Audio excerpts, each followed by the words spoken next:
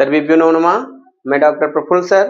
आप कैसे हैं? मुझे आशा और विश्वास है कि आप अच्छे होंगे। मेरे यूट्यूब चैनल पर आप सभी का स्वागत है।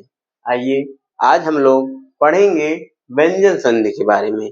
जैसा कि मैंने आप लोगों को स्वर संधि के बारे में इसके पहले संपूर्ण वीडियो में आपको पढ़ा चुके हैं।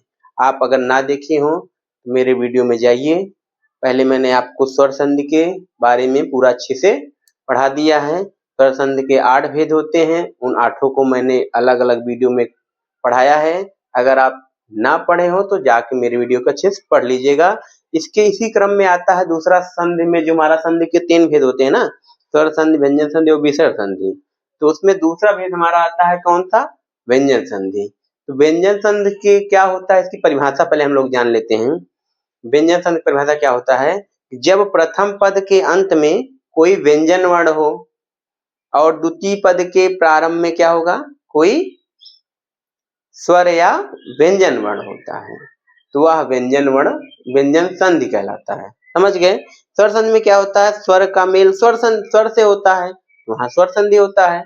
लेकिन व्यंजन में ऐसी कोई बात नहीं है। प्रथम पद के अंत में आपको व्यंजन मिलेगा और द्वितीय पद के प्रारंभ में व्यंजन ही जरूरी नहीं है, स्वर या व्यंजन दोनों में से कुछ भी मिल सकता है। ठीक, तो व्यंजन संधि होता है।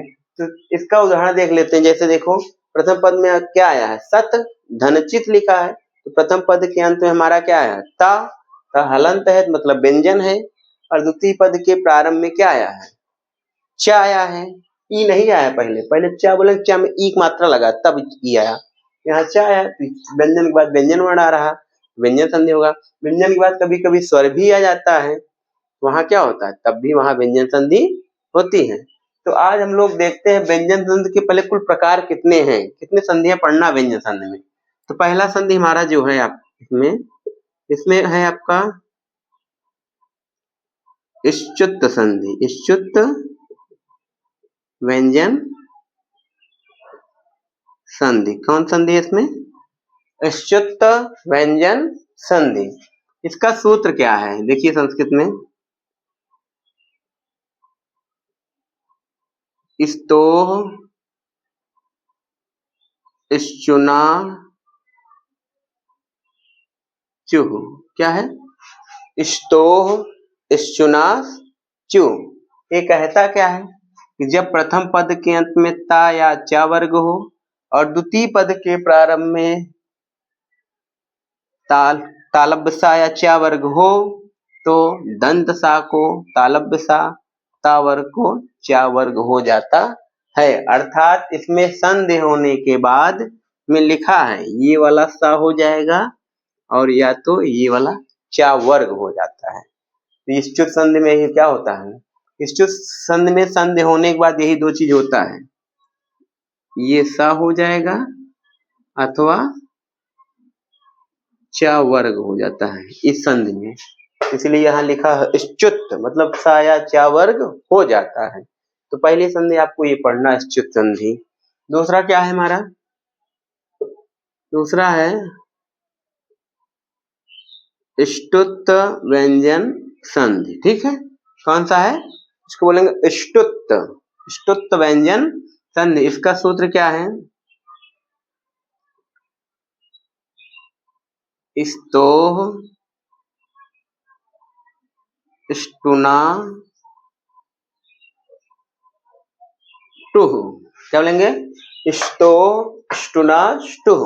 वैसे सूत्र में तो ये नहीं लिखा गया है स्तोः, इसको हम लोग अनुवृत्त कर लिए हैं, क्योंकि जो पहली बात कह दिए संस्कृत में उस दोबारा वो नहीं कह रहे हैं, लेकिन हम उसको समझना पड़ेगा कि यहाँ स्तो कहा गया है। तो स्तो इष्टुना टुः, इसमें क्या होता है? इसमें भी वही नियम है, दंत सा या ता वर्ग के बाद मूर्धन्य सा या टा वर्ग आए तो दंत सा को मूर्धन्य सा, ता वर्ग को टा वर्ग हो जाता है। तो यहाँ पर संधिकार होने पर क्या होता है? यहाँ पर हो जाता आपको ये मूर्धन्य सा होगा या तो टा वर्ग हो जाता है। इसीलिए यहाँ पर लिखा गया है इष्टुत, इष्टु लिखा ना, सा या टा वर्ग हो जाता है।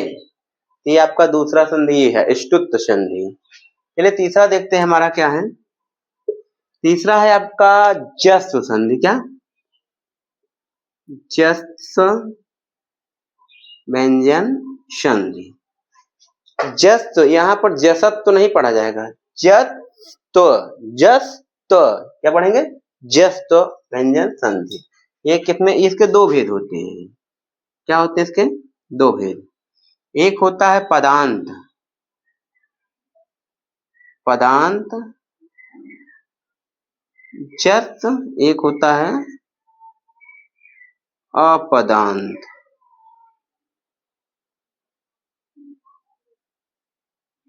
ठीक, जस संधि में क्या होता है? एक पदांत जस होता है, एक अपदांत जस होता है। ये क्या कहलाता है? सुनिए ध्यान से। पदांत का इसका सूत्र क्या है? इसका आता है झलाम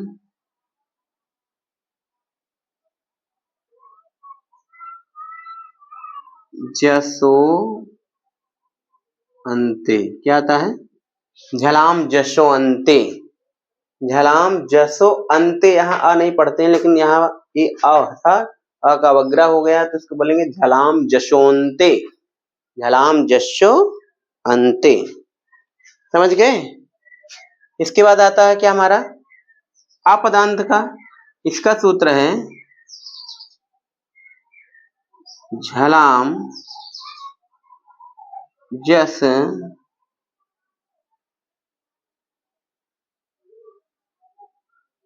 झसी। क्या आता है? झलाम जस झसी। ठीक है, तो ये कहता क्या है? इसमें संधि में क्या होता है? संधि कार्य होने पर हमारा क्या होता है? वर्ग का तीसरा अक्षर हो जाता है। तो जा आपका तीसरा अक्षर है, चा छा जा तीसरा अक्षर है, तो इस संधि में आपके होते हैं वर्ग का तीसरा अक्षर हो जाता है। ठीक, इसीलिए इसको कहा गया है जस्व संधि। तो जस्व संधि के दो भेद हैं, एक पदांत जस्व है, एक अपदांत जस्व है। पदांत माने पद के अंत में हो क्या? झल प्रत्याहार का वर्ण, तो वहां जस हो जाता है। और अपदांत में क्या होता है? पद के अंत में झल हो, बाद में झस हो, तब वहां पर जस हो जाता है। ठीक, यहाँ पर संधिकार होने के बाद वर्ग का तीसरा अक्षर हो जाता है। तो 5 वर्ग हमारे होते हैं। कौन कौन से? क वर्ग, च वर्ग, ट वर्ग, ता वर्ग और प वर्ग। अगर क वर्ग का होगा तो क वर्ग का तीसरा अक्षर ग होता है, च वर्ग होगा तो ज होता है, ट वर्ग होता है ट, ट ठ ड वहां हो जाता है, त वर्ग होगा द हो जाएगा, प वर्ग होगा तो ब हो जाता है। तो वर्ग का तीसरा अक्षर करने वाला संधि है इसमें आपका। ठीक, चौथा क्या आता है आपका?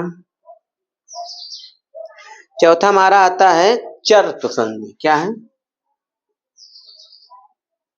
चर्त व्यंजन संधि। ठीक, ये क्या कहता है? इसका सूत्र है खरी चा। सूत्र इसका क्या है? खरी चा। इसको अगर पूरा वृत्तीय सूत्र लिखेंगे बड़ा से, तो खरी झलाम चरह स्यु, खरी झलाम चरह स्यु। ये है सूत्र का वृत्त, पूरा सूत्र तो यही लिखा गया। खरिचा, खरिचा किसके बाद खरी होगा?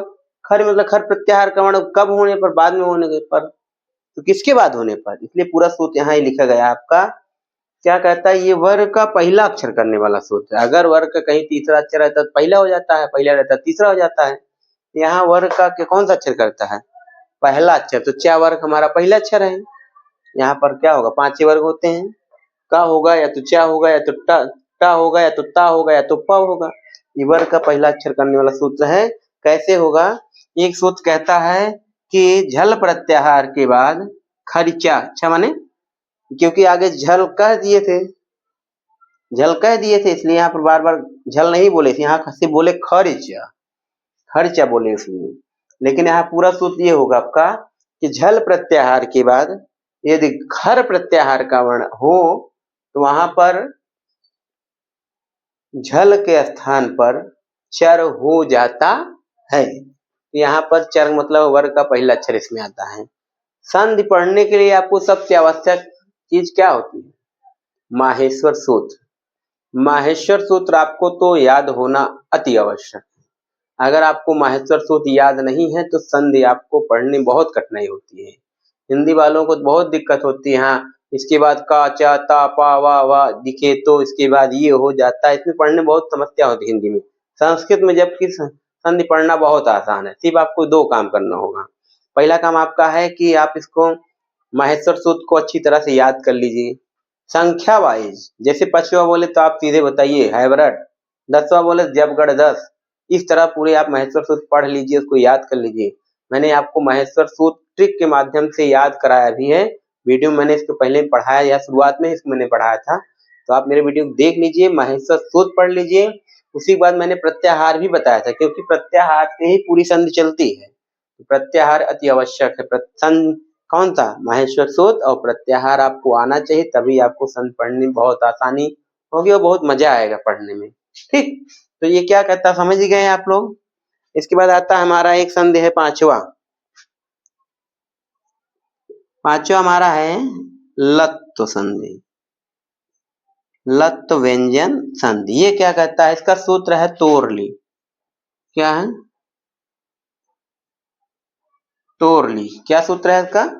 तोरली। ये क्या कहता है? लत्व का मतलब होता है ला हो जाता है। ठीक, क्या हो जाता है? ला हो जाता है। कब होगा? ये सूत्र दे दी आपको। ये कहता है, क्या कहता है?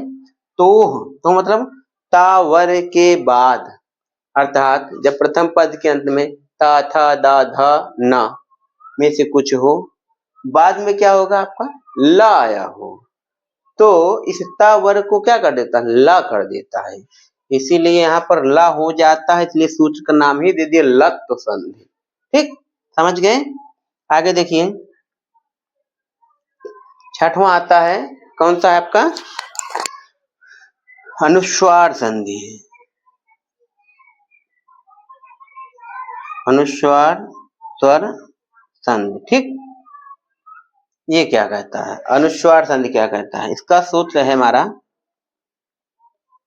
मो नुस स्वारा तोरली। ठीक, ये क्या कहता है? अनुस्वारा क्या कहता है? अनुस्वार मतलब होता है कि अनुस्वार हो जाता है। अनुस्वार जानते ही हैं, जैसे जो बिंदी होता है आपका, ये होता है ना ऊपर रखा है बिंदी, तो ये अनुस्वार होता है ना। तो ये कब होगा? अनुस्वार हो जाता है। किसका अनुस्वार हो जाता है? तो सूत्र में देखिए लिखा गया पूरा आपका स्पष्ट, मोह। मोह मतलब माँ का क्या हो जाता है? अनुस्वारा। अनुस्वार हो जाता है। तो माँ का अनुस्वार कब होगा आपका? जब प्रथम पद के अंत में माँ आया हो, बाद में कोई व्यंजन वर्ण आपको मिल जाए, वहां पर माँ का अनुस्वार हो जाता है। ठीक, आगे देखिए, सातवां आपका आता है पर सवर्ण संधि। कौन सी है? पर सवर्ण संधि। पर सवर्ण व्यंजन संधि, ये क्या कहता है? इसका सूत्र है अनुस्वारस्य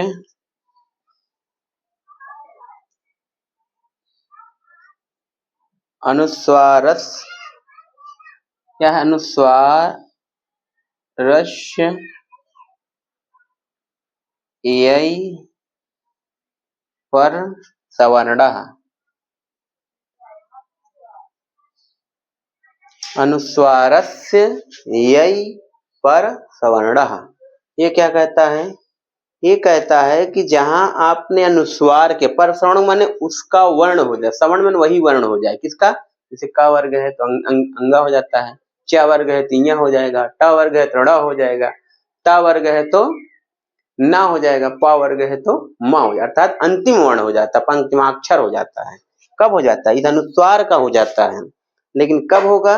जब अनुस्वार के बाद यही प्रत्याहार का वर्ण आया हो, यही ठीक वर्ण आया हो, तो उस अनुस्वार का हम उस वर्ग का पांचवा अक्षर कर देते हैं, अर्थात यहाँ पांचवा अक्षर हो जाता है। ठीक, का वर्ग का रहेगा ठीक, तो ङ हो जाएगा।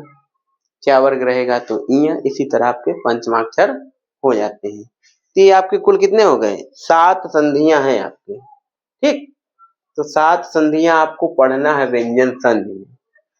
ठीक, इसको मैं एक एक संधि करके अच्छे से आपको पढ़ाऊंगा। आप मेरे चैनल के साथ बने रहिए, मैं आपको खूब अच्छे तरीके से समझा दूंगा। ठीक, तो आप मेरे चैनल के साथ बने रहिए और इस संधि को अच्छे से आप लोग सूत्रों को याद कर लीजिए एक बार। ठीक, इसमें क्या है, मैंने आपको पहले क्या बताया, व्यंजन संधि की परिभाषा बता दिया। क्या था परिभाषा? जब प्रथम पद के अंत में कोई व्यंजन वर्ण हो और द्वितीय पद के प्रारंभ में क्या होगा, स्वर या व्यंजन हो, वहां व्यंजन संधि होता है। ये दिखा भी दिया, ता है व्यंजन के बाद फिर व्यंजन आ रहा, सचित हो गया। पहला संधि हमको पढ़ना स्तुत संधि। इसका सूत्र है स्तोह ष्टुनाश्चु। इसमें क्या हो जाता है, सा या च वर्ग हो जाता है। स्तुत संधि क्या होता है, स्तोह ष्टुनाष्टु। यहाँ संधिकार होने के बाद सा या ट वर्ग हो जाता है।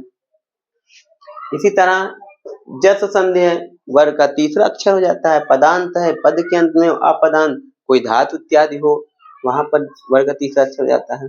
चर्त में च अर्थात वर्ग का पहला अक्षर हो जाता है, खरिचा सूत्र है।